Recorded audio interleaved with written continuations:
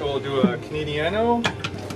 A coffee shop on Vancouver Island and a quiet act of defiance. Should have a Canadiano. Do you want a Canadiano today? Sure, let's do it. But beneath the bravado, a seething sense of betrayal.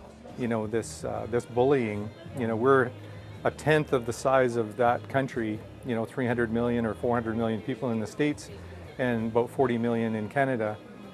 But we've picked no fight, but it just keeps coming to us.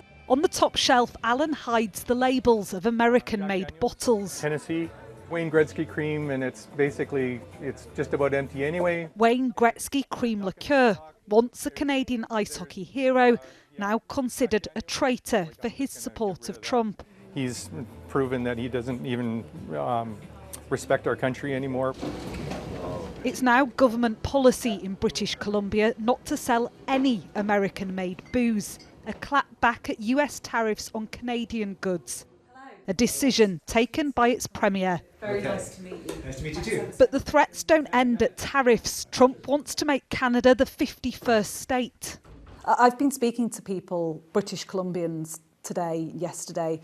They're genuinely fearful of annexation. Do you think that's a possibility and are you scared? So I find it deeply unsettling. The advice that we get continually about the president is to take him seriously, but not literally. I would love to have that kind of luxury. And the danger, I think, is not taking him literally and seriously. On the ferry which links Vancouver Island with the mainland, news lands of Donald Trump's fresh threat to impose 50% tariffs on Canadian aluminium and steel. Thanks for saying the BC Ferries. Then it was revised back down to 25% for now. There's real tariff fatigue here. Confusion surrounding the on-off tit-for-tat nature of these policies. What do you think the end game of all this is? Just to cause chaos, that's what I think. So yeah, not too thrilled about it, but it's kind of galvanized Canadians together, so that's the silver lining. I was planning a trip to Las Vegas. We've canceled that. Now we're going to Salt Spring Island. When I go to the grocery store, I look for the Canadian, that little maple leaf that a lot of grocery stores have put on the shelves. So, you know, try and purchase Canadian items or Mexican items, anything other than the United States. You think his main aim is to make you weaker? Without a doubt.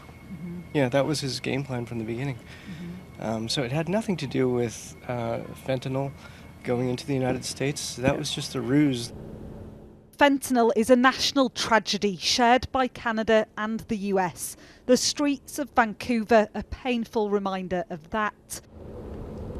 But the Trump administration claims there are secret fentanyl laboratories across Canada and that the ruinous opioid is flooding over the border. It's the reason, they say, for starting this trade war. A bogus excuse, say others. There is no one who knows anything about drug markets in North America who would agree with the statement that Canada is a substantial part of the problem in the United States. It's simply a fiction. It's simply a lie. No question that fentanyl has devastated the United States. Fentanyl is devastating Canada. And so I think in that way, it might be a potent way for Mr. Trump to whip up enthusiasms and to justify this aggression. Whatever the reason, invented or otherwise, for this trade war, it's making an enemy of this ally.